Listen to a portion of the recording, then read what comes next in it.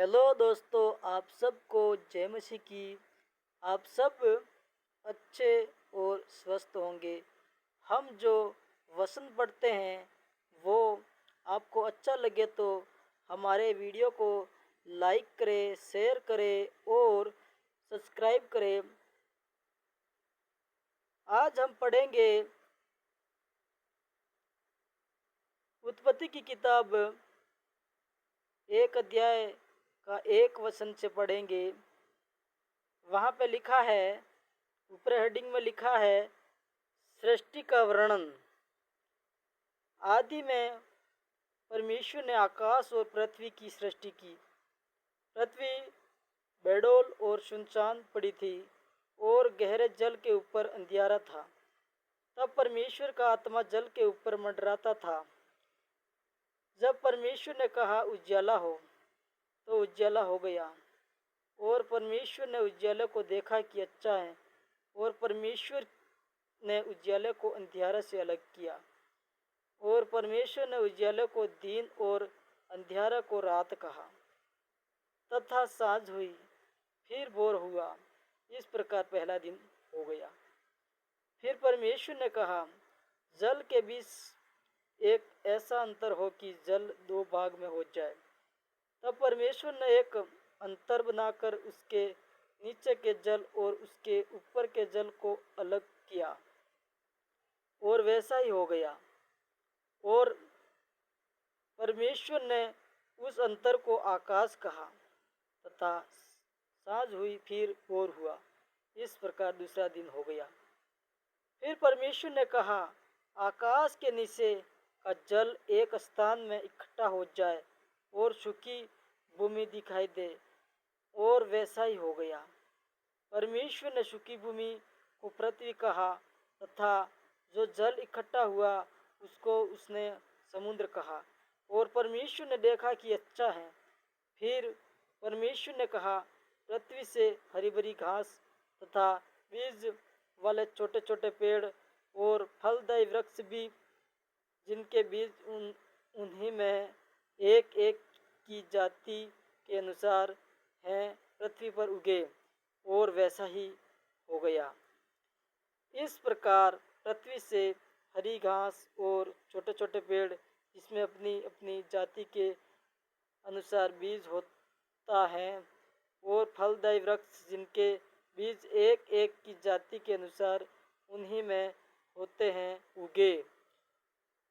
और परमेश्वर ने देखा कि अच्छा है। तथा साँझ हुई, फिर भोर हुआ। इस प्रकार तीसरा दिन हो गया। फिर परमेश्वर ने कहा, दिन को रात से अलग करने के लिए आकाश के अंतर में ज्योतियां हो, और वे चिन्ह और नियत समय और दिनों और वर्षों के कारण हो।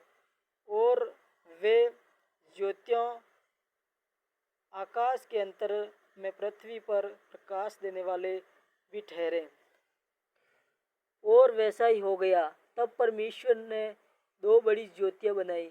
उनमें से बड़ी ज्योति को दिन पर प्रभुता करने के लिए और छोटी ज्योति को रात पर प्रभुता करने के लिए बनाया, और तारागण को भी बनाया। परमेश्वर ने उनको आकाश के अंतर में इसलिए रखा कि वे पृथ्वी पर प्रकाश दे तथा दिन और रात पर प्रभुता करें, और उजियाला को अंधियारा से अलग करें। और परमेश्वर ने देखा कि अच्छा है। तथा साँझ हुई, फिर भोर हुआ। इस प्रकार चौथा दिन हो गया।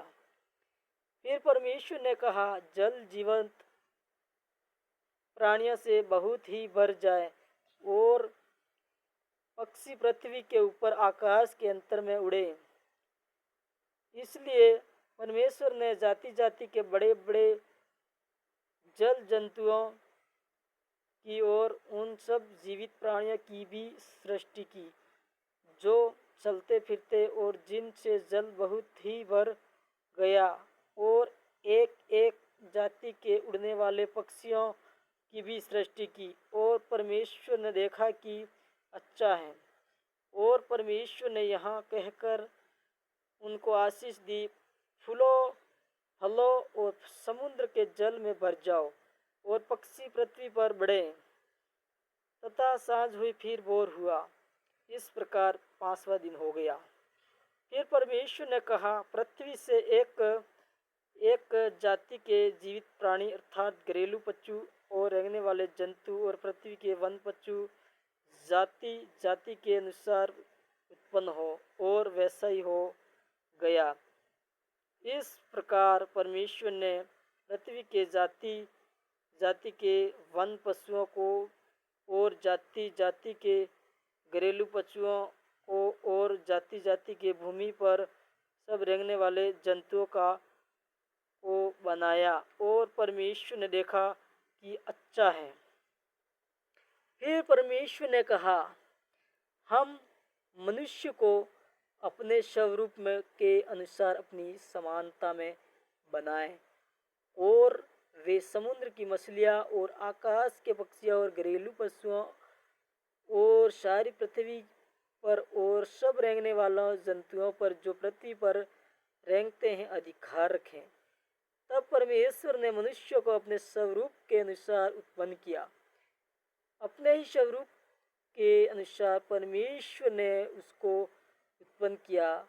नर और नारी करके उसने मनुष्य की सृष्टि की, और परमेश्वर ने उनको आशीष दी और उनसे कहा, फूलो फलो और पृथ्वी में भर जाओ और उसको अपने वंश में कर लो, और समुद्र की मछलियाँ तथा आकाश के पंछियों और पृथ्वी के पर रेंगने वाले सब जंतुओं पर अधिकार रखो।